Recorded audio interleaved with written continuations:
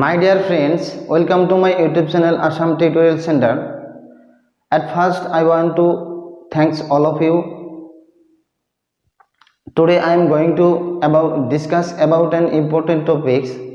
This topic is digestion in human beings. How this process occurs in human body and what will be happen after the digestion of the particles of foods, how the energy produced in human body by the process of digestion. তে বন্ধুবৰ্গসকল তা ছাত্ৰ ছাত্ৰীসকল আজি মই এটা বিশেষ টপিকৰ ওপৰত কথা পাতিবলৈ গৈ আছো।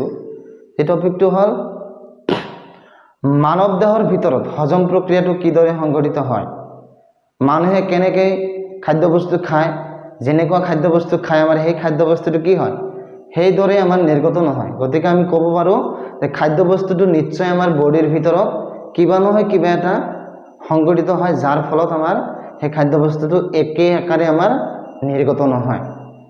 তে এতিয়া হজম প্ৰক্ৰিয়াটো আমাৰ কিদৰে সংঘটিত হয়, কেনেকৈ হয়, how it possible to divide its varieties type of foods, কেনেকৈ আমাৰ জটিলতম খাদ্যবিলাক বিভিন্ন ধৰণৰ পাৰ্টিকলছলৈ ভাগ ভাগ হৈ যায়। যিয়ে নহওক, at first the digestion starts from the mouth, মানুহৰ মুখৰ পৰাই হজম প্ৰক্ৰিয়াটো প্ৰথমতে আৰম্ভ হয়। মানুহে খাদ্য এটা প্ৰথমতে কি কৰে, আমাৰ মুখতে সোমাই লয়। সেই খাদ্যবস্তুটো মুখৰ ভিতৰত থকা জটিল যেটো পদাৰ্থ থাকে আমাৰ মানৱ দেহৰ ভিতৰত, in human body very most hard parts of human body is the parts of teeth, this called enamel. দাঁতৰ এনামেল অংশটোক মানুহৰ বডিৰ আটাইতকৈ কঠিনতম পদাৰ্থ বুলি কোৱা হয়। সেই কঠিনতম পদাৰ্থটো দাঁতৰ এনামেলৰ জৰিয়তে বিভিন্ন ধৰণৰ কঠিন বা অথবা অলপ কোমল জাতীয় খাদ্যবিলাক কি কৰে, মানুহে দাঁতৰ জৰিয়তে প্ৰথমতে মুখৰ ভিতৰতে কি কৰে, বিভিন্ন সৰু সৰু খাদ্যৰ উপাদানলৈ ভাগ কৰি লয়। এইটো নিতান্তই প্ৰয়োজন, কিয়নো খাদ্যবস্তুৰ টুকুৰাটো ডাইৰেক্ট হুবহু যদি নচবাই দাঁতৰ পেটৰ ভিতৰত ডাইৰেক্টলি সোমাই দিয়ে, তেতিয়া আমাৰ পেটৰ ভিতৰত পাকস্থলী, লিভাৰ, পেনক্ৰিয়াছ, বৃহদান্ত্ৰ এইবিলাকৰ জৰিয়তে কি হ'ব, আমাৰ হজম প্ৰক্ৰিয়াটো সুচাৰুৰূপে সংঘটিত হোৱাত দেখাত জনিব। গতিকে প্ৰথম কথাটো হ'ল, the first things is, at first you have to divide the particles of food several small pieces through the teeth in mouth. মানুহৰ মুখৰ জৰিয়তে আপুনি কি কৰিব লাগিব, প্ৰথমতে খাদ্যৰ জটিলতম পদাৰ্থবিলাক সৰু সৰু টুকুৰালৈ বিভক্ত কৰিব লাগিব। তেতিয়া কি হয়, আমাৰ মানুহৰ মুখৰ ভিতৰত যেতিয়া দাঁতৰ জৰিয়তে খাদ্যবিলাক চবাই থাকে, তেতিয়া আমাৰ কি হয়, মুখৰ পৰা কিছুমান লালতি গ্ৰন্থিৰ পৰা লালতি কিছুমান নিৰ্গত হয়। এই লালতিমূৰৰ জৰিয়তে খাদ্যবস্তুবিলাক কি হয়, আমাৰ পিছল হৈ উঠে। সেই খাদ্যবস্তুবিলাক পিছল হোৱাৰ পিছত গ্ৰাহকনলীৰ ভিতৰেদি তলৰ ফালে গতি কৰে। গতি কৰাৰ পিছত the particles of feeds are enters to the intestine, পাকস্থলীৰ ভিতৰতে খাদ্যৰ কণিকাবিলাক প্ৰৱেশ কৰে। Then through the walls of the intestine synthesize some enzymes that's called hydrochloric acid. পাকস্থলীৰ বেৰৰ চাৰিওফালে পৰা কিছুমান এনজাইম জাতীয় পদাৰ্থ নিৰ্গত হয়, সেইবিলাকক আমি কি বুলি কওঁ, হাইড্ৰক্লৰিক এচিড বুলি আমি কওঁ। এই এচিডবোৰৰ জৰিয়তে আমাৰ খাদ্যৰ মুখৰ পৰা আমাৰ খাদ্যৰ যিবিলাক সৰু সৰু টুকুৰা আহে, সেই টুকুৰাবোৰ কি হয়, পাকস্থলীৰ ভিতৰত আমাৰ আৰু ভাঙি ভাঙি সৰু সৰু অনুপৰমাণুলৈ বা সৰু সৰু কিছুমান টুকুৰালৈ বিভক্ত হয়। তেতিয়া আমাৰ পাকস্থলীৰ ভিতৰত খাদ্যৰ যিবোৰ উপাদান, কাৰ্বহাইড্ৰেট, ভিটামিনছ আৰু বহুত কিবা কিবি মিনাৰেল চিনাৰেল যিবিলাক থাকে, সেইবিলাক হজম হোৱাৰ পিছত যিবিলাক আমাৰ অৰ্ধবাচিত not digest parts of the food, তে হজম নোহোৱা যিবিলাক খাদ্যৰ উপাদান থাকে সেইবিলাক কি হয়, enters to the enters to the duodenal tube, enters to the বৃহদান্ত্ৰৰ ভিতৰলৈ আমাৰ কি কৰে এইবিলাক গতি কৰিবলৈ আৰম্ভ কৰে।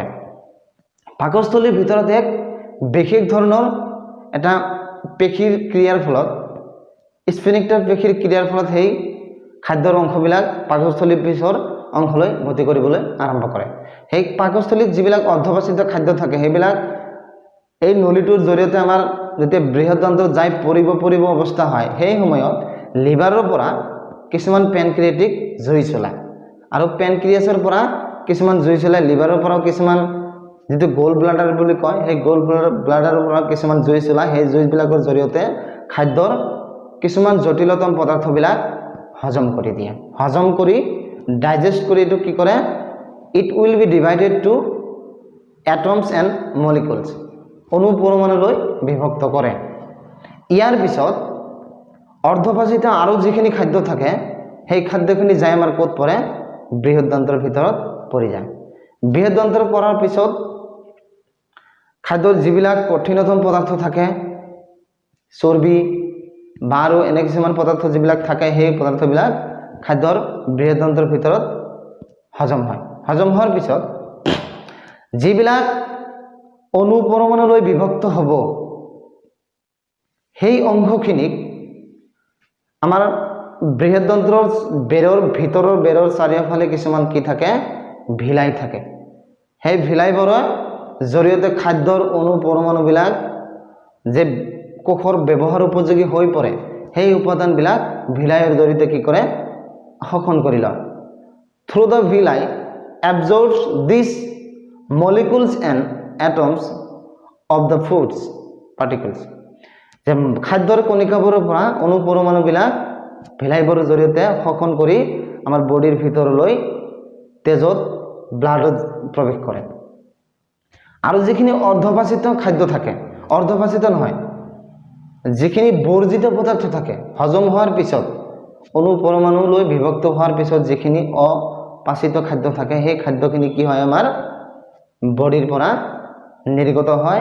সেই স্ফিনিক্টাৰ পেশীৰ জৰিয়তে আমাৰ বডিৰ পৰা বডিৰ পৰা অপাচিত যিবিলাক খাদ্য থাকে নট ডাইজেষ্ট, যিবিলাক আমাৰ বডিৰ ভিতৰত হজম নহ'ব, একেবাৰেই নহ'ব, totally this particle can't digest in human body, সেইবোৰ আমাৰ মানুহৰ পেটৰ ভিতৰত একেবাৰেই হজম নহ'ব। সেই খাদ্যবিলাক কি হয় আমাৰ পায়ুৰ জৰিয়তে স্ফিনিক্টাৰ পেশীৰ ক্ৰিয়াৰ ফলত আমাৰ বডিৰ পৰা নিৰ্গত হয়। আৰু বৰ্জিত পদাৰ্থবিলাক basically the nitrogenous host is two type, one is nitrogenous host and another is water। এটা হল নাইট্ৰজেনাছ অষ্ট প্ৰডাক্ট আৰু এটা হল আমাৰ পানী, যেটো আমি পেশাব আৰু পায়খানা বুলি কওঁ। দুই প্ৰকাৰৰ বৰ্জিত পদাৰ্থ আমাৰ মানুহৰ দেহৰ পৰা নিৰ্গত হয়। এতিয়া কথা হল এইখিনিতে মই আৰু এটা কথা কওঁ যে আমি মানুহবিলাক কি হয় মাংসভোজী প্ৰাণী বুলি আমি কওঁ। যিবিলাক জীৱ জন্তুৱে মাংস খায়, বেলেগ এটা জীৱ জন্তুক হত্যা কৰি ভক্ষণ কৰে সেইবিলাকক মাংসভোজী প্ৰাণী বুলি কোৱা হয়। এতিয়া গৰু ছাগলী বা ভেড়া এইবিলাক কি হয়, এইবিলাকতো মাংসভোজী নহয়, নিশ্চয় কি খায়, উদ্ভিদ খায়। তো উদ্ভিদবিলাকৰ কিহৰ দ্বাৰা তৈয়াৰী হয়, উদ্ভিদৰ যেটো সেল ওয়াল থাকে সেইটো সেলুলোজ নামৰ এক বিশেষ পদাৰ্থৰ দ্বাৰা তৈয়াৰী হয়। এই সেলুলোজ নামৰ যেটো পদাৰ্থ থাকে আমাৰ মানুহৰ বডিৰ ভিতৰত সেইটো হজম হ'ব নোৱাৰে, আৰু এইটো হজম হওঁতে যথেষ্ট সময়ৰ প্ৰয়োজন হয়। আমাৰ মাংসভোজী প্ৰাণীতকৈ তৃণভোজী প্ৰাণীৰ বৃহদান্ত্ৰটো বেছি দীঘল হয়, যাৰ বাবে সেলুলোজ নামৰ পদাৰ্থটো তৃণভোজী প্ৰাণীৰ পেটৰ ভিতৰত হজম হ'ব পাৰে, কিন্তু মাংসভোজী প্ৰাণী বা আমি কেঁচা বস্তু খালে একেবাৰে যদি কেঁচা বস্তু আমি সদায় খাই থাকোঁ তেতিয়া আমাৰ পেটৰ কি হ'ব, প্ৰব্লেম হ'ব। কাৰণ কেঁচা বস্তু মানে কি, তাতে উদ্ভিদ মানে তাতে সেলুলোজ নামৰ এক বিশেষ পদাৰ্থ থাকে। সেই পদাৰ্থটো হজম হ'বলৈ যথেষ্ট সময়ৰ প্ৰয়োজন, আৰু যেটো আমাৰ পেটৰ ভিতৰত বৃহদান্ত্ৰ থাকে সেইটো আমাৰ সৰু হয়, যাৰ বাবে যথেষ্ট সময় আমাৰ পেটৰ ভিতৰত বৃহদান্ত্ৰত সেই খাদ্যখিনি থাকিব নোৱাৰে, যাৰ ফলত আমাৰ হজম হোৱাতে ব্যাঘাত জন্মে। আৰু তৃণভোজী যিবিলাক প্ৰাণী গৰু ভেড়া ছাগলী আদি এইবিলাকৰ বৃহদান্ত্ৰটো যথেষ্ট দীঘল হয়, যাৰ বাবে তাতে যথেষ্ট সময় খাদ্যখিনি থাকিব পাৰে আৰু ইয়াৰ ফলত খাদ্যৰ সেই চেলুলোজ নামৰ যেটো পদাৰ্থ থাকে এটো হজম হ'ব পাৰে এটিয়ে হল কাৰণ that is the reason that is the real reason এতিয়া মই এইখিনিতে ইয়াৰ মাজতে মই আৰু এটা কথা কওঁ আমাৰ দৈনন্দিন জীৱনত আমি চাবলৈ গ'লে যদি সব বেছিভাগ মানুহৰে কি হয় গ্যাস্ট্ৰিক বুলি কয় গ্যাস্ট্ৰিক যেটো শব্দ গ্যাস্ট্ৰিক নিশ্চয় আপোনালোকে সকলোৱে শুনিছে গ্যাস্ট্ৰিক বুলি যেটো শব্দ আমি শুনা পাওঁ গ্যাস্ট্ৰিক বুলি যেটো কয় এই বস্তুটো অৰিজিনালি কি হয় আমাৰ এটো এটা বেমাৰ this is a disease of living animals this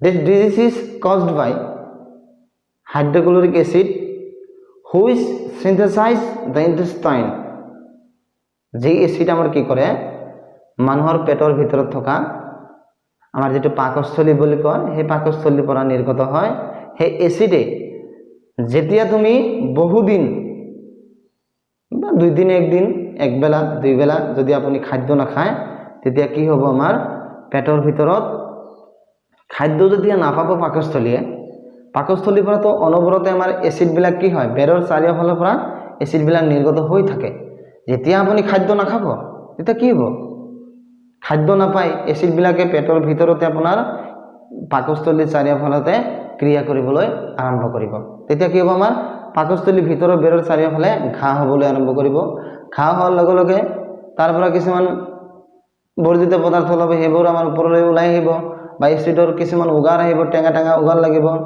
পেটত জ্বলা-পোৰা কৰিব এটোই হল আমাৰ gastric this is not difficult things it easy if we control your hydrochloric acid in intestine then you finally manage your gastric disease okay যদি আপুনি আপোনাৰ গ্যাস্ট্ৰিক বেমাৰটো ভাল কৰিব বিচাৰে this disease is not totally not well এই ডিজিজটো আমাৰ totally কি নহয় নিৰ্মূল নহব you can't তুমি নোৱাৰিবা কিয়নো এই ডিজিজটোৰ মুখ্য কাৰণ হল হাইড্ৰক্লোৰিক এসিড যে হাইড্ৰক্লোৰিক এসিডটো আমাৰ পেটৰ ভিতৰতে অনবৰতে ওলাই থাকে কিন্তু আমি এটা কামে কৰিব পাৰো you have to control this আপুনি কি কৰিব পাৰে এটো দমন কৰিব পাৰে সদায় ৰাতিপুৱা পানী খাব পাৰে বা কিছুমান খাদ্য আছে হেবিলাক আপুনি ভাজা পৰা যেবিলাক তেলত ভাজা বস্তু হেবিলাক নাখায় যদি আপোনাৰ কি হ'ব গ্যাস্ট্ৰিকটো লিমিটত থাকিব এসিডটো আপোনাৰ লিমিটত থাকিব এটোই হল আমাৰ গ্যাস্ট্ৰিকৰ বেমাৰ বিষয় হজম প্ৰক্ৰিয়াৰ বিষয়ে অলপ আলোচনা কৰিলো আজিলৈ এইখিনিলৈ এৰো ধন্যবাদ